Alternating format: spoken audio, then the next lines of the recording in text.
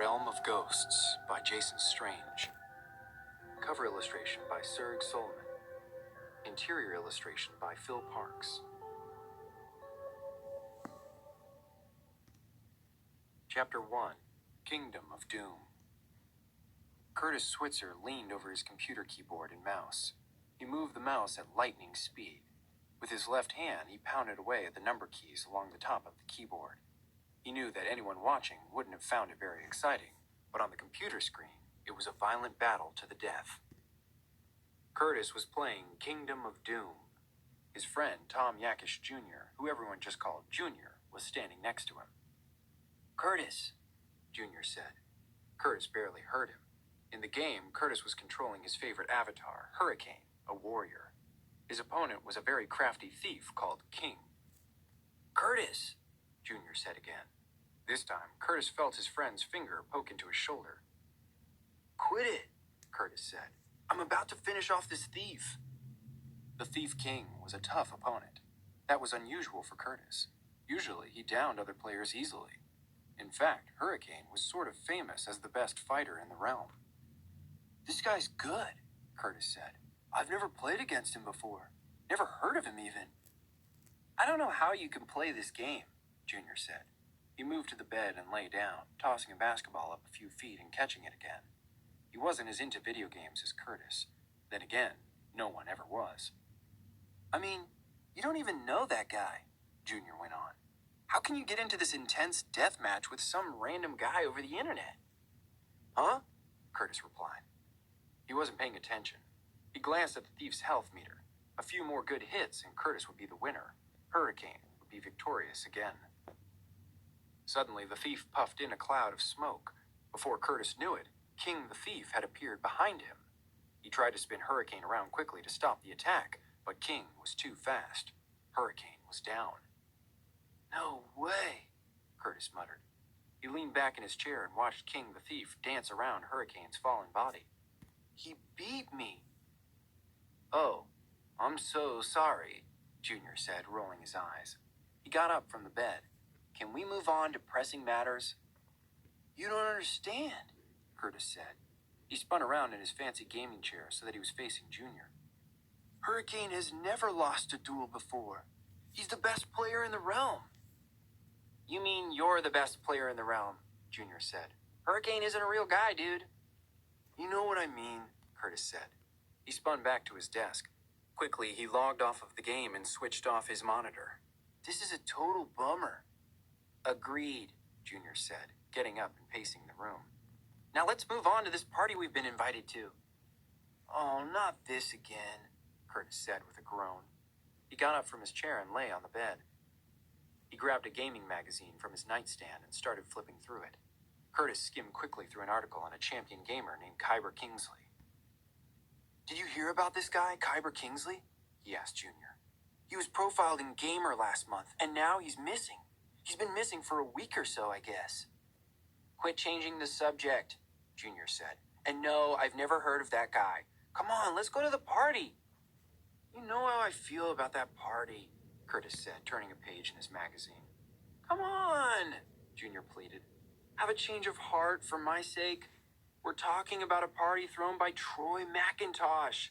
He invited me personally. Left a message on my cell phone this morning. All of the coolest kids in school are going to be there. Do you know what this could mean for us? If we go to this party tonight, we could become popular." "What do I care about popularity?" Curtis said. He flipped to the new games section of his magazine. "If you're popular, people just pay more attention to you. Who wants that?" "I do," Junior said, pointing at his chest. "Me. I want more attention." "Not me. I'm fine just sitting in my room and gaming," Curtis said. "That's good enough for me." Junior grabbed Curtis by the shoulders and stared into his eyes. "Please," he said, "do this for me and I will never ask another favor of you." Curtis rolled his eyes. "Fine," he said. "For you, I'll go, but I won't enjoy myself." "Of course you will," Junior said, smiling. "It's at Digigame." "What?" Curtis said. He sat up straight and threw the magazine down on the already messy floor. "Why didn't you tell me it was a Digigame? That's the best gaming club in town." Junior shrugged. I didn't think you'd want anyone to see you gaming, he admitted. You know, in the spotlight and everything. Curtis sagged. Junior was right. If they went to that party and Curtis played as well as he usually did, everyone would know he was great at something. He didn't want the attention. Worse still, everyone would find out he was Hurricane the Warrior, the best player in the realm. That wasn't a secret Curtis was looking forward to getting out. But a promise was a promise. All right, he said, standing up. Let's get out of here. But I'm warning you, if this party is lame, I'm out of there. Chapter 2, Digigame. It was a warm night, so the boys decided to walk across town to the warehouse district. Maybe this is a bad idea, Curtis said. Like you were saying. I never said this was a bad idea, Junior replied. Sure you did, Curtis said. You pointed out that for me. This party at Digigame might be a bad idea. Whatever, Junior said. We're almost there anyway, just relax. If you want, pretend to play badly. Create a new avatar, a wizard or something. No one has to know you're Hurricane, I promise. I guess that could work, Curtis said. It wouldn't be the worst thing to have a new avatar to mess around with. The two boys turned onto Water Street. Digigame was at the end of the block on the dead-end street, just before the retaining wall and the river. But even from the corner, they could tell something wasn't right at the big brick building. The lights are off at Digigame, Curtis said. He stopped under a flickering streetlight. It looks abandoned or something. Did they close down? Impossible, Junior said. He grabbed Curtis's arm to pull him along. Troy wouldn't plan a party at Digigame if Digigame was closed. Think about it, Curtis. Duh. Curtis groaned, but he started walking again.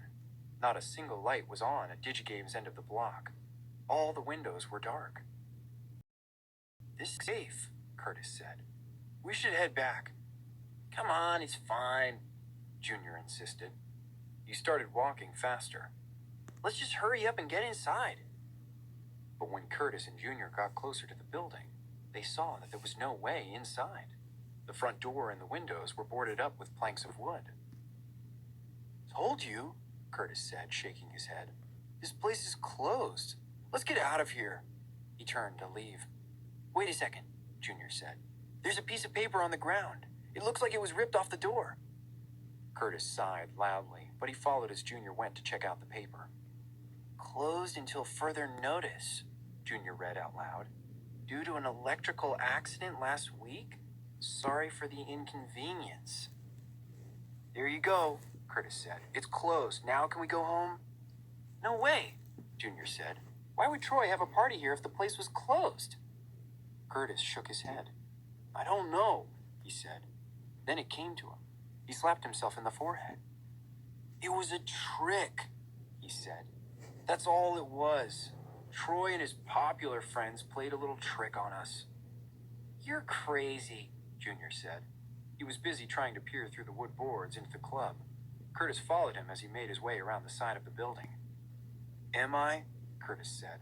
We're the only ones here. The place is closed. And obviously there's no party going on. I bet they're getting us on video right now. It'll be all over the internet by Monday morning. Give me a boost, will you? Junior asked. He was trying to look in a window on the side of the building.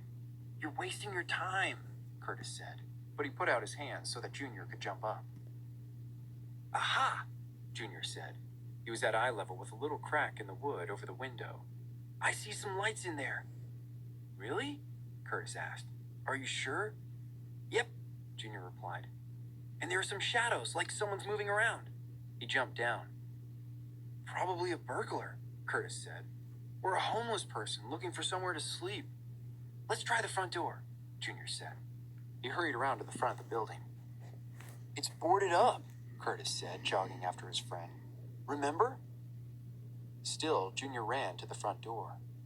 He knocked on the board, thumping his fist hard. This is so dumb, Curtis said. He leaned against the door, and to his surprise, it swung right open. Curtis fell into the club, right onto the black and white tile floor. He looked up at Junior. You were saying? Junior said, smiling. He put out his hand to help. Curtis grabbed it and pulled himself to his feet. The boys looked around. The place was very dark and quiet. A faint sound, almost like a humming, came from a room around the corner. "The computers must be that way," Junior said. He started around the corner. "This doesn't really feel like a party to me," Curtis said, trailing behind. "There's no one here." When they entered the computer room, he knew he was right. The room, though full of computers, was empty of people. All the computers were off and covered in dust. The ceiling had most of its tiles removed, and Curtis could see the wiring still under repair. "Let's look in the other rooms," Junior said. Curtis sighed. "Whatever," he said. A single light flickered in the corridor. Curtis kept his hand on the wall as he moved slowly through the club. There were overturned chairs here and there. Several had been broken, and one looked like it had been in a fire.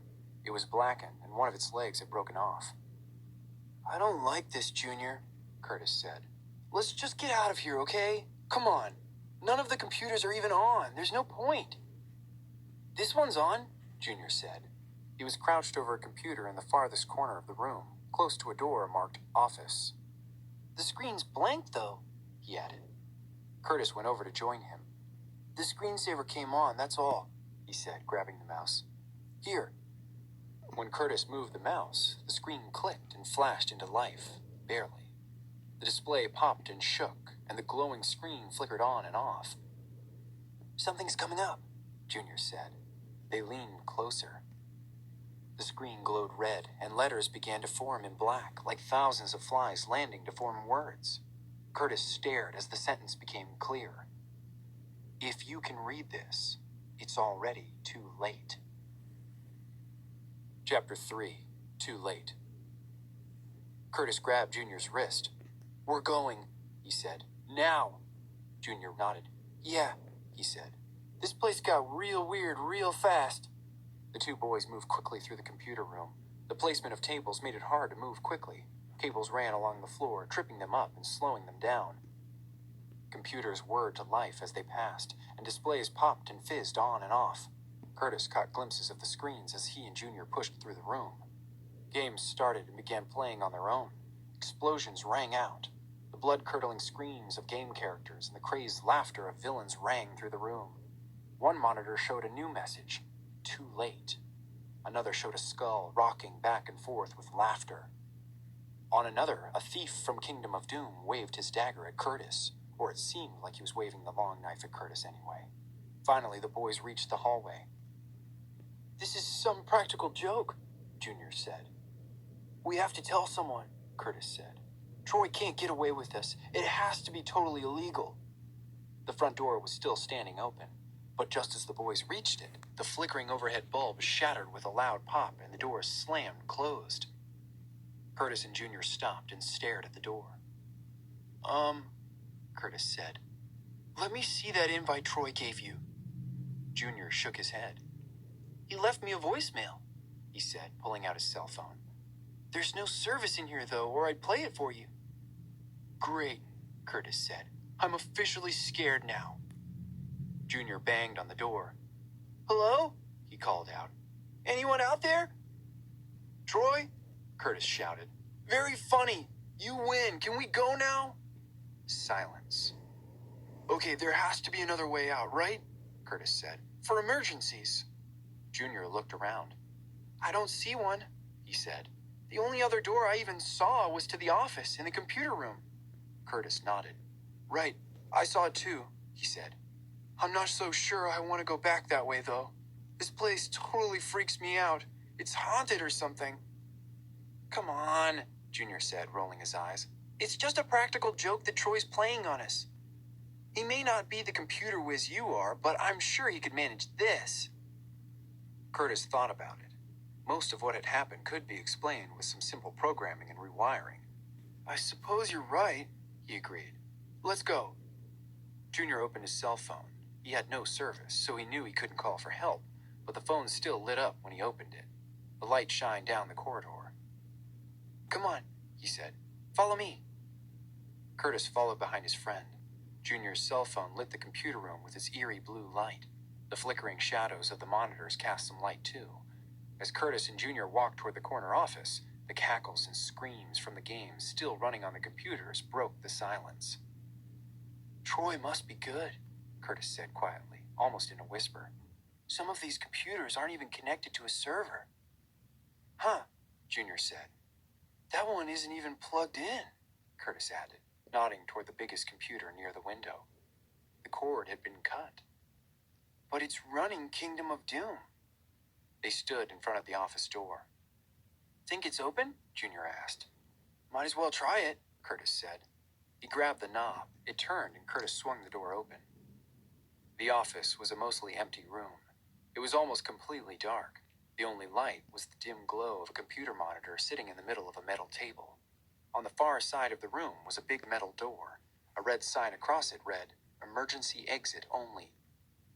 "Let's go," Junior said, and he started through the door. As Curtis followed, though, the monitor on the desk flashed brightly. Both boys stopped and covered their eyes. They'd grown used to the dark by now, so the flash hurt their eyes. The sound of a video game explosion burst in their ears. Curtis reached for the monitor, trying to turn it off. As he stuck out his hand, it went suddenly black. Junior and Curtis looked at the screen. Soon red letters appeared, like drops of liquid rolling together. They began to form into words. As Curtis read them, he heard a voice from behind him, speaking the same words that had appeared on the screen. "I told you, there is no escape." Chapter 4, Challenge. Curtis and Junior spun around. There in the doorway of the office was a tall figure. He wore all black, even a black hood that hung low, so the shadow covered his face. Who are you?" Junior asked, backing away. Curtis backed up until his back was against the metal table in the middle of the room. The speakers on the monitor behind him laughed and cackled. "Just don't hurt us," Curtis said. The figure didn't move toward them. He just stood in the doorway, staring.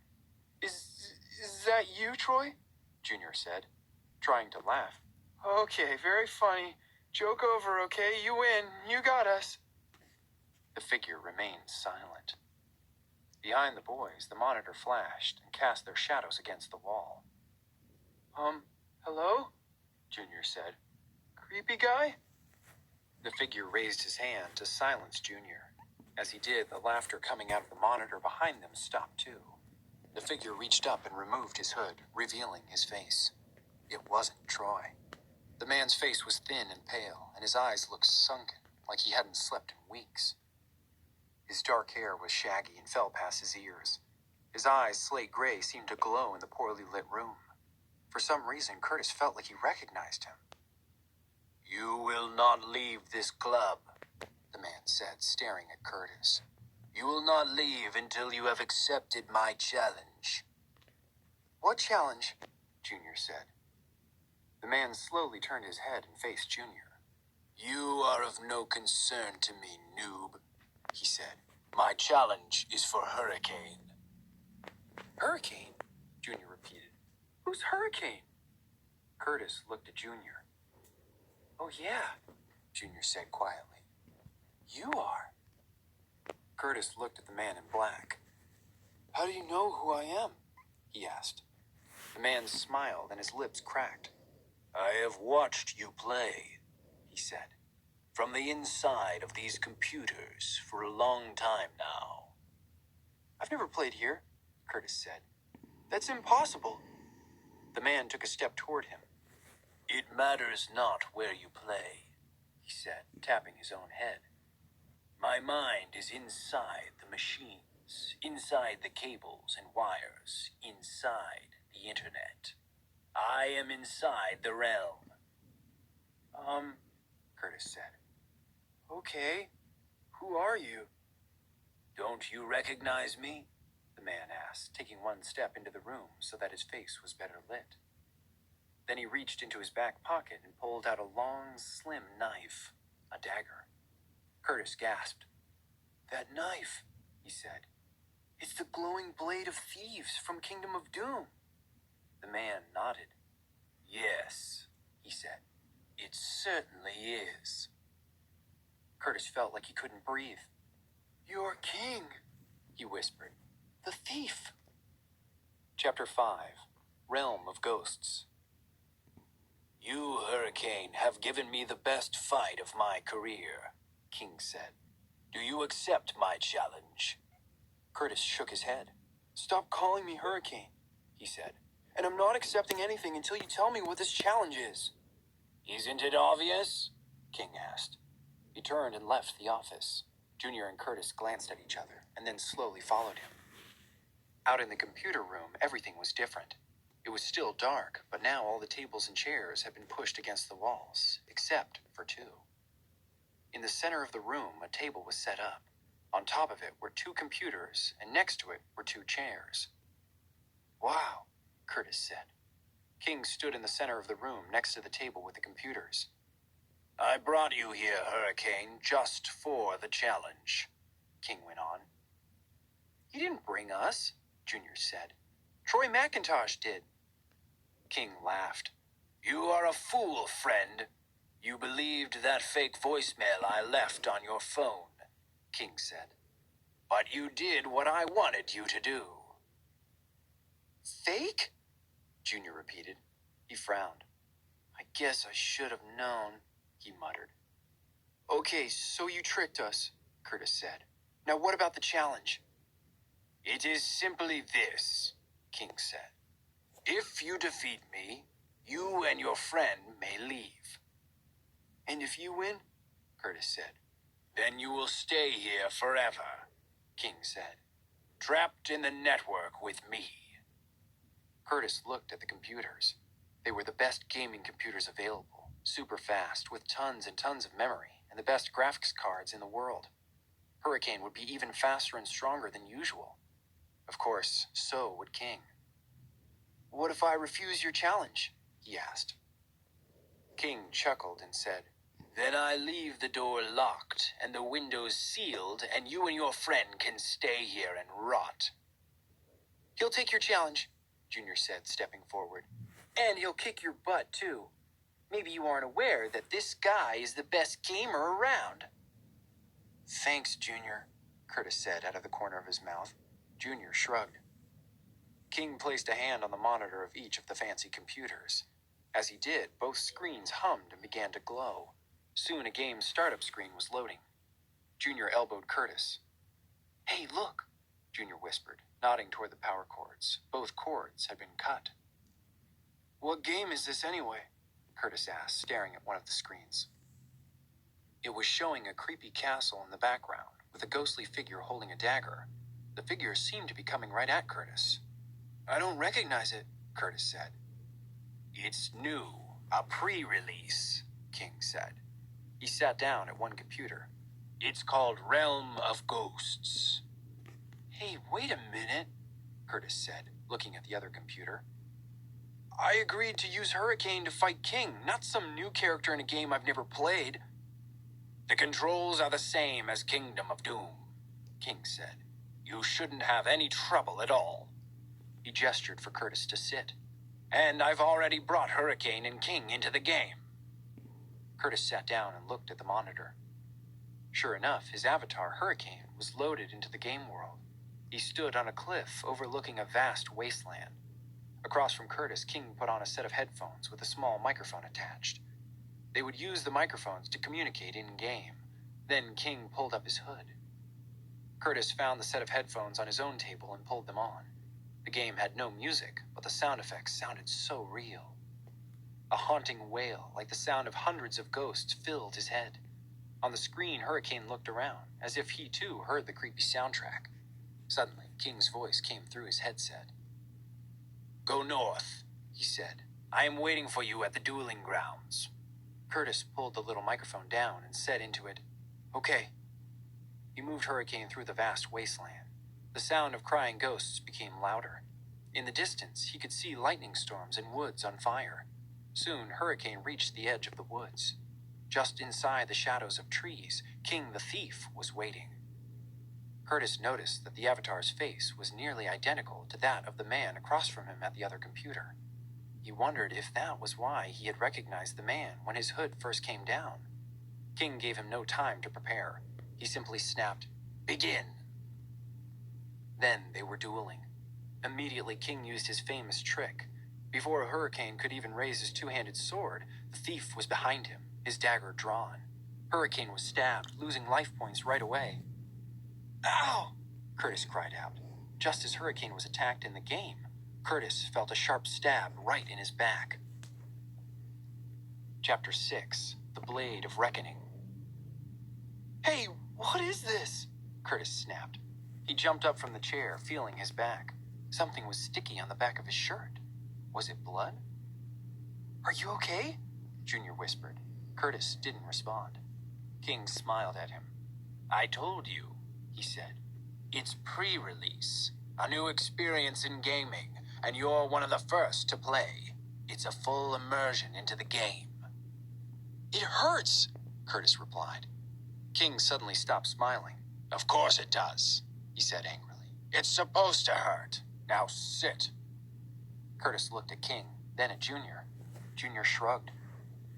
Curtis sat down and tried to focus on the game. Hurricane raised his sword, the Blade of Reckoning, and shoved it down right at the thief.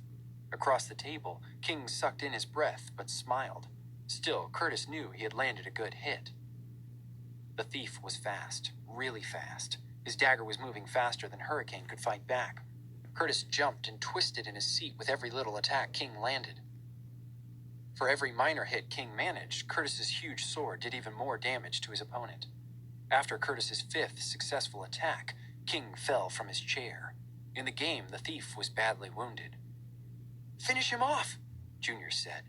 He was leaning close over Curtis's shoulder. "This is your chance." "Yes," King said as he got up and sat back down.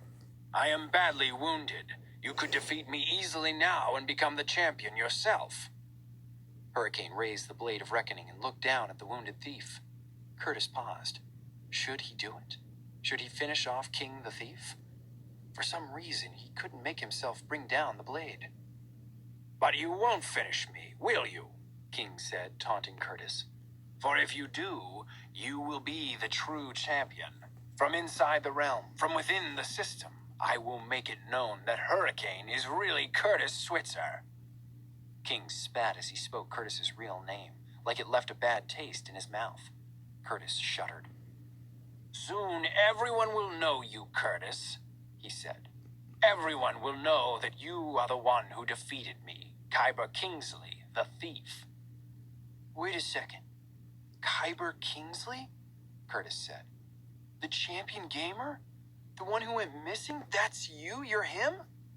King looked at Curtis over the tops of their monitors. His dry, cracked lips curled into a smile. "Not missing anymore," King said. "I'm in the game, always." Curtis's hands started to shake. He felt a hand on his shoulder, then Junior's breath on his ear. His friend whispered, "Don't listen to him, Curtis. You're winning. He's just trying to confuse you, to freak you out so you won't finish him off." Curtis looked at his monitor. King the thief was still on the ground. Hurricane still held the Blade of Reckoning up, ready to strike. "I can't do it," Curtis whispered. "If I beat him, everyone will know I'm Hurricane. Troy will know, everyone at school. Even writers for the gaming magazine. I can't handle it." "Curtis, you have to do it," Junior insisted. "If you let him win, we'll be stuck in the game forever, like he is." Curtis thought about it. It wouldn't be so bad, really, to be stuck in the game forever. He loved gaming. Maybe being inside the game with King and Junior would be what he'd always wanted. "Look out, Curtis!" Junior suddenly shouted. "The dagger!" Curtis snapped out of his thoughts and saw Kyber's hand. It was already on the glowing blade of thieves. He was about to draw, to attack in real life. "Do it now," Junior said. Curtis didn't wait. With a great battle cry, Hurricane brought down the Blade of Reckoning. King screamed as the weapon struck him, and Kyber Kingsley flew from his chair. The blast from the attack sent him flying into the open office. The door slammed behind him. Chapter 7. Winner. Silence fell over the room. The glow of the two supercomputers faded quickly. A voice, calm and gentle, announced, "Winner, Hurricane." Curtis and Junior looked at the office door. No sounds came from behind it. A moment later, the lights overhead began to turn on. Around the room, the desks and chairs were no longer against the walls. The computers were dusty. Did that really happen? Junior asked. I think so. Unless we imagined it, Curtis said. We can't have imagined the exact same thing, Junior said. Curtis got up from his chair. Then it really happened, he said. He started walking toward the office door. What are you doing? Junior said. He jumped up to stop Curtis and grabbed his arm. I want to see if he's in there, if he's okay, Curtis said. Besides, the emergency exit is in there, remember? Then something caught Junior's eye. Look, Junior said. He pointed at the corkboard beside the office door. There, among flyers for computers for sale, ads for new games, and apartment rentals, was a single newspaper article. It looked hastily torn from a recent issue. Curtis leaned in close and read the headline out loud. Gaming champ Kyber Kingsley dies in electrical accident at local gaming club. He looked at the article's date. This is from a week ago. Whoa, Junior whispered. So who was the guy you dueled against? Curtis shrugged. Maybe Kyber didn't really die in the electrical accident, he said. Maybe he got sucked into the game, and now that I've defeated him, now he can rest in peace? Junior suggested.